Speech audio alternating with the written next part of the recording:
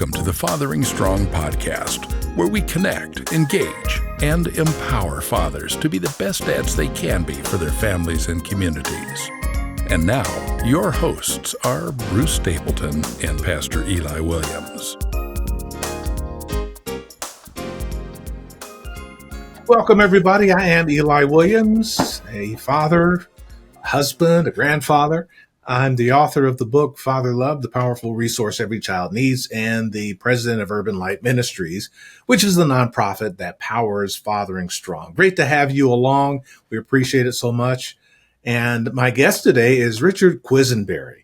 And I'll be talking to Richard about his life and about his parenting and his coaching and all sorts of other things that may come up along the way during the conversation.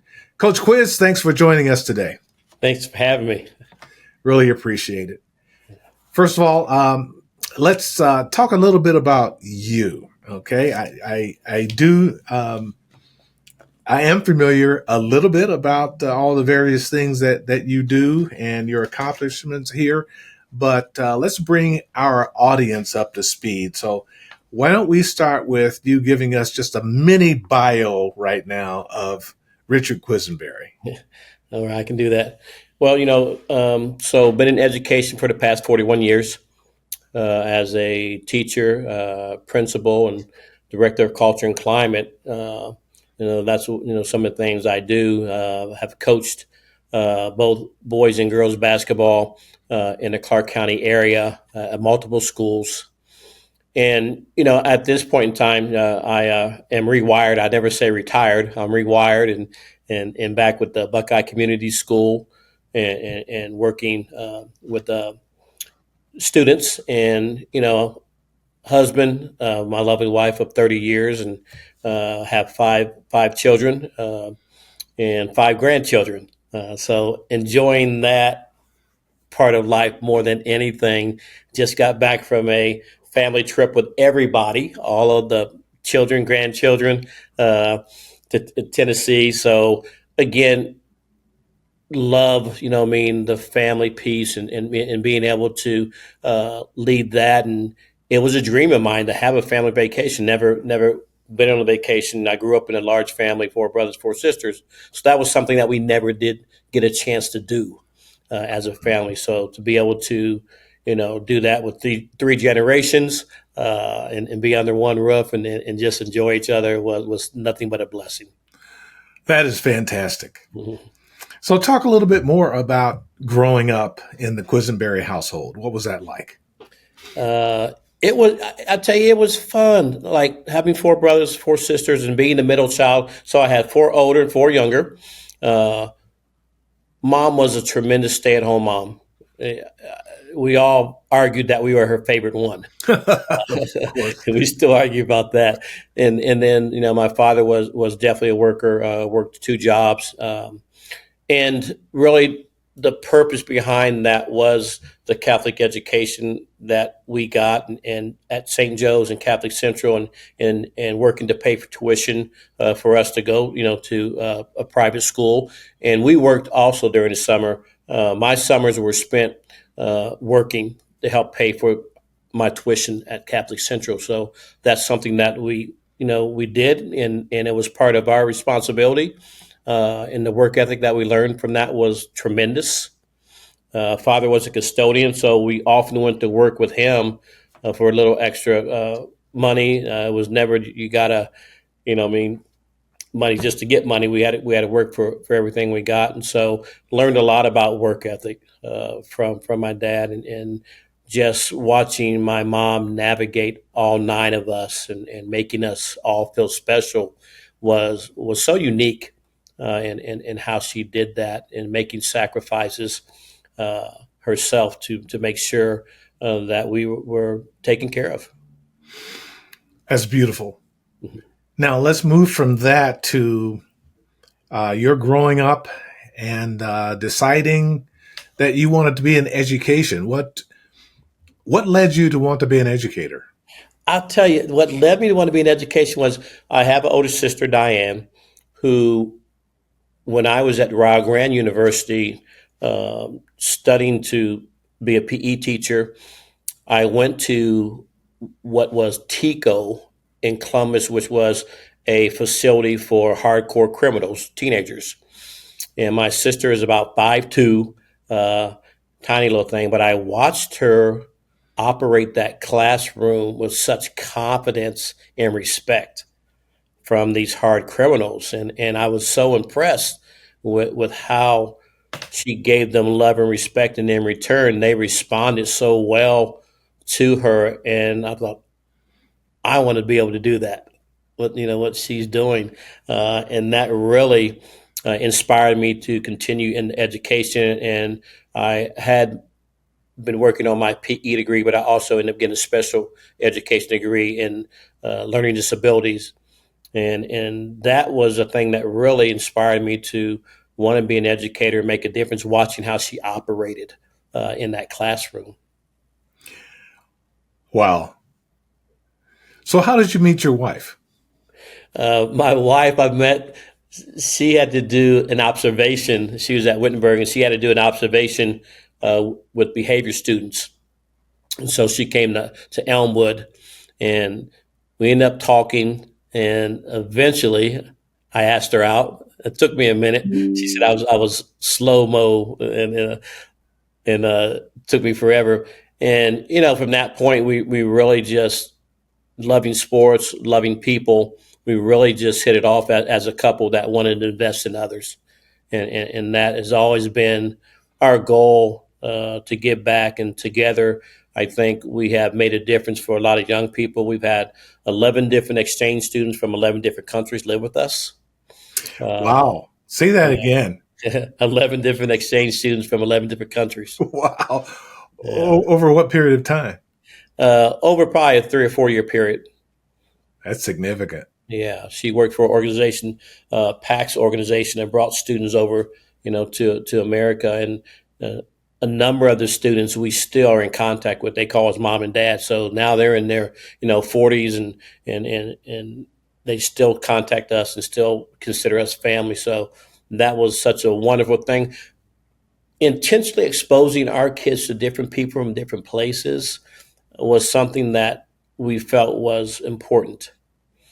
And so that was something that we intentionally, worked to do. What has been the fruit of that? You're exposing your children to these students who are from another place.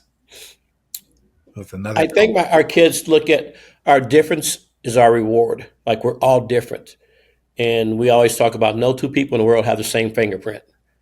So God intentionally made you different for a reason. And the best thing you can do is to be yourself and accept people for who they are. They have their differences, but that has been, our goal, to expose them and get to them understand, like, at the end of the day, accepting people for who they are is one of the greatest gifts we can give. And my kids a lot of times call themselves chameleons, that they can go anywhere, any place, and know how to fit in and feel comfortable fitting in. I love that. That's absolutely beautiful. I'm already inspired. All right, we're going to take a short break, and we'll be back with Richard Quisenberry, lovingly called Coach Quiz, on this edition of the Fathering Strong podcast. We'll be right back. We dads and father figures need each other. We need a safe, non-judgmental place to share our stories, challenges, heartaches, and joys. Fathering Strong is just such a place. A new online community of connected, engaged, and empowered fathers. Learn more at www.fatheringstrong.com. Welcome back to the Fathering Strong podcast. I'm Eli Williams, and my guest today is Richard Quisenberry, Coach Quiz, as he is called in the local community. He is a father, he's a coach, he's a husband, and just so many things. And just before the break, we were talking about the experience that you and your wife gave your children by taking in all these exchange students over that period of time. the impact that it had upon them. So let's talk a little bit about your children and raising them. I understand that at some point you coached some or all of them. You want to talk about that? Yes. So I ended up coaching basically all my children at a young age. And the purpose was to teach them how to be coachable.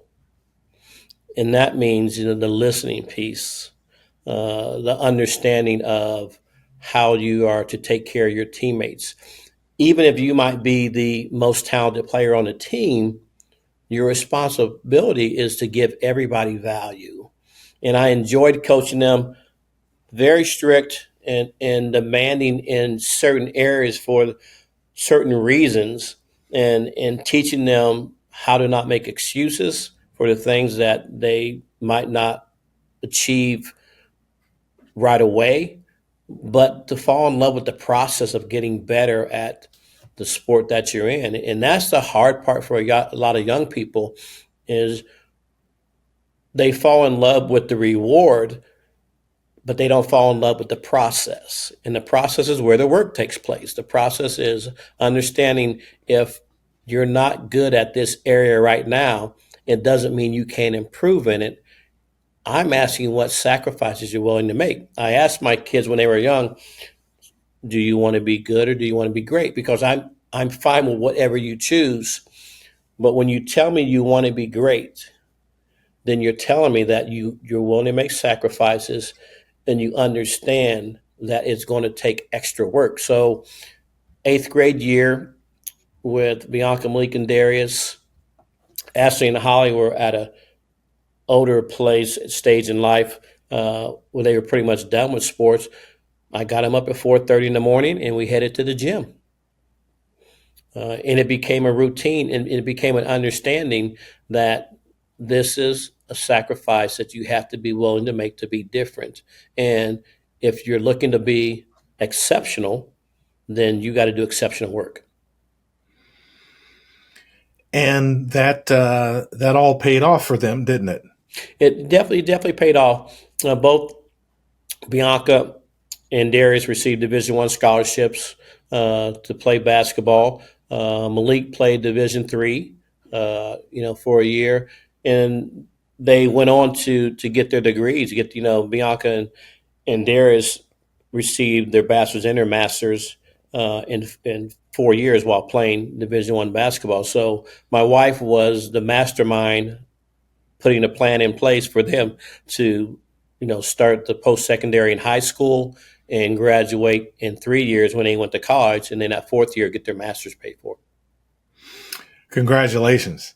Thank you. That's quite the achievement. And congratulations to them for their hard work, their diligence, and the achievements. Now, don't you still have a son who's playing overseas, is it? Darius, that's correct. Yes, Darius was his rookie year this past year, played in the Netherlands, and had a great rookie year, and in the process now waiting to see where he might land again as far as the overseas basketball. And I love the struggle that my kids have sometimes in life. And it sounds funny, but, being patient, trusting God in the process, and staying devoted to your craft. Because right now, it is a waiting game, but the responsibility that he has is to continue to work, at improving his craft, and trust that God has a plan and a place for him when it comes to, the basketball. And at the end of the day, if it works out like he wants it to, I'm excited for him. And if it doesn't, you're going to be okay. You got a master's. There was a reason why, you finished what you did and achieved what you did on the education part, because you only get to play this game for so long. Yeah. Yeah. That's really amazing. All right. So you have extended yourself beyond your own children, and you are making an impact on other boys, especially. I want to talk about that. How did you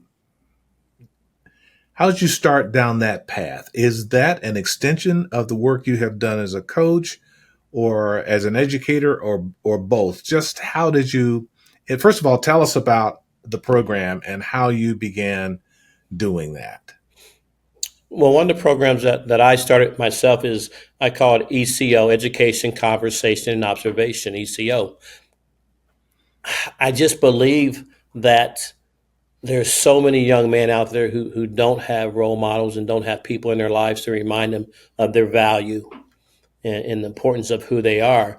So for me, the coaching piece began this journey for me. In coaching, my investment in my players was extremely high. I'm going to their golf matches. I'm up at the school every 2 weeks. I'm checking to make sure they have their grades done. Anything that they needed, it was part of me being their coach. And I didn't realize in my early coaching years, I was life coaching before I called it life coaching, because I was invested in their lives. And they could call me anytime and know that I would be there for them. So that was a big part. And it kind of hit me, I'll be honest, it kind of hit me. My daughter, Ashley, went on an event with some of my players and some of her female friends, and she came back and she said, "Dad," I said, "Yeah." She goes, "Your players love you." I said, "Well," she goes, "I was with some of your players. They love you." I said, "Well, I love them." You know what I mean? And realizing that my investment in them as people, not as players, my investment in them as young men is what changed their life.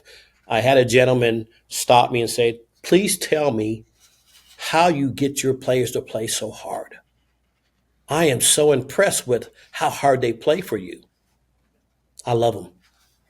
Plain and simple, man. I love them. Yeah. And I started realizing that was the key. It wasn't my X and O's and all the things that I drew up. It was they know how I feel about them and why I hold them accountable. If they don't have their grades, they sit on the stage and they don't get to practice because you haven't done what you're supposed to do in the classroom. If you're disrespectful, you might be the best player. You're not playing tonight. You know what I mean? And not because I'm upset with you, is because I love you enough to hold you accountable. And that began the journey with a young lady I was talking to, and I said, "I'm thinking about the John Maxwell program, the life coaching program. I'm really, think I should do this." She goes, "You've been doing it." She said, "You've been doing it." I'm like, "You're right." Yeah. You know what I mean? But let me get certified and go through the Maxwell program so that I have that certificate and learn in the process and just become better. And then I end up wanting more, and I found a lady Tyra James, that I did a 1-year professional development with Buckeye before I came on Buckeye. I did a 1-year professional development with her, with the staff, and she had been live coaching for like 20, 25 years, and she was extremely good. So I ended up hiring her as my life coach. As your life coach? Yes, as my life coach. And I've been with her for the past 6 years, working with her, and the accountability and the growth that I've gotten from working with her has been phenomenal. Wow. Well, that's all pretty amazing, Coach. I want to hear more about this program you've got with these young men, with the Buckeye School and some others. And we will delve into that after we take another little short time out. I am with Richard Quisenberry, Coach Quiz, today on the Father and Strong podcast. More with him after this. Do you know a new father who could benefit from a basic introduction to healthy fathering principles? POPS 101, a free online course consisting of 4 one-hour sessions in English or Spanish, could be perfect for him. POPS 101 lays out practical steps toward becoming the protector, order keeper, provider, and stabilizer his child needs. Learn more at urbanlight.org. Today is Richard Quisenberry. He is a former principal. He is currently working with young men. He's raised athletes. There are just so many trails we could go down here in our conversation. I want to I want to talk some more about what you're doing with the Buckeye School. First of all, what is the Buckeye School? Buckeye Community School, charter school. We do a lot of credit recovery with students, helping them, who might be behind in credits get caught up and graduate. Everything that we do is state aligned. It aligns with the state standards and stuff. And it's just been a great program in terms of meeting the needs of our students, not a traditional setup. We put a individual plan together for every student that comes into our program. So they may be working, they may be somebody who helps provide for their family. So we work around their schedule and really work hard to meet their needs and the needs of the whole family and help them to graduate. So how often do you meet with them? It depends on the individual. Some we're Monday through Thursday. Friday is a like work from home day for a lot of our students and staff. But some students come in 4 days a week. Some students come in 2 days a week. It's just like, what's the need and where are you at in your journey to get your diploma? Now, you have a vision of employing the Fathering Strong community small group, digital platform to enhance your impact on them. What is it? Share with us what your vision is for that. To reach those who might be out of reach. I think with technology nowadays and how young people are so in tune with their phones and the opportunity for them to hear information and receive information that will help them grow as young men is so important. So the opportunity to have a program that can be online, that can be virtual is, I think, a critical piece to growing my program and working with Fathering Strong, because, again, there's enough room for everybody. And I think collaborating with the right people makes a program just powerful in a way that helps more young men. Because I just believe that the world has always been, there's always been a struggle with some of the things that are happening. I just believe that enough good men are not stepping up and stepping out. I just remember growing up in the neighborhood, and I was accountable to everybody in the neighborhood. All my parents' friends and my neighbors, I was accountable to all of them. And I think I want to be accountable to some of the young men who don't have fathers. Yeah. And I want to teach them to be accountable to their younger siblings. So investing in the next generation is such a huge responsibility that we should be running to, not running from. Amen. And some of these young men are already parents, aren't they? Correct. Had a young man come in the other day, 15, and is a parent already. Yeah. Yeah. So by employing the Fathering Strong platform, you're going to be able to go live with them at any time. Yes. And then they'll be able not only to communicate with you, but also with each other for peer support. And so we're looking forward to working with you on that. So dear viewing friends, be watching for our announcement as we chart the progress of this brand new pilot program in partnership with Richard Quisenberry. We're looking forward to it. That just about wraps up our time together, Quiz. There's a lot more we could talk about. Yeah. So thank you so much for joining us today. Fathering Strong offers a myriad of resources, as you know, including our weekly Fathering Strong blog posts, our devotionals, our videos, our fatherhood courses, and so much more. And so we invite you, listening friends, to explore all that Fathering Strong has to offer at fatheringstrong.com, fatheringstrong.com. It's powered by Urban Light Ministries, which you'll find at urbanlight.org. Thanks again, Coach, for being our guest today on the Fathering Strong podcast. And We want to thank all of you for being on board today. Next week on the Fathering Strong podcast, we will have as our guest Phil Elmore. Phil is one of the leaders of Spiritual Fathers. It is a ministry designed to help men, especially Christian men, to become spiritual fathers in their congregations as well as in their own families.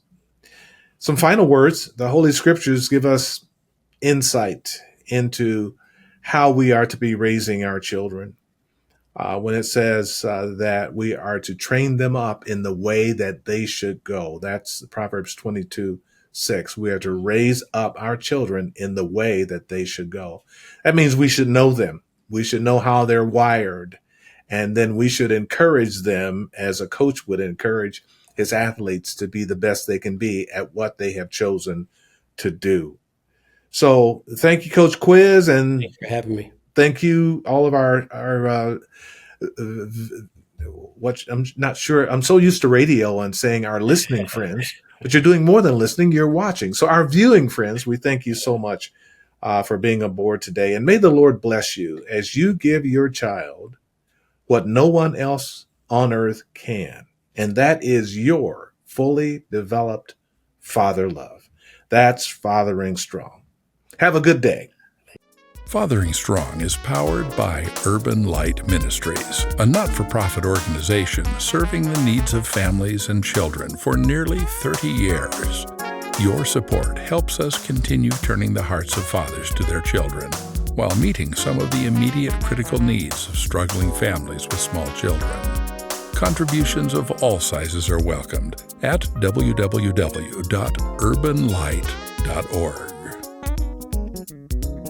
The Fathering Strong podcast is a production of Urban Light Ministries, with technical assistance from the Momentum Group, and Harold Rayford provides the theme music. So thank you for listening.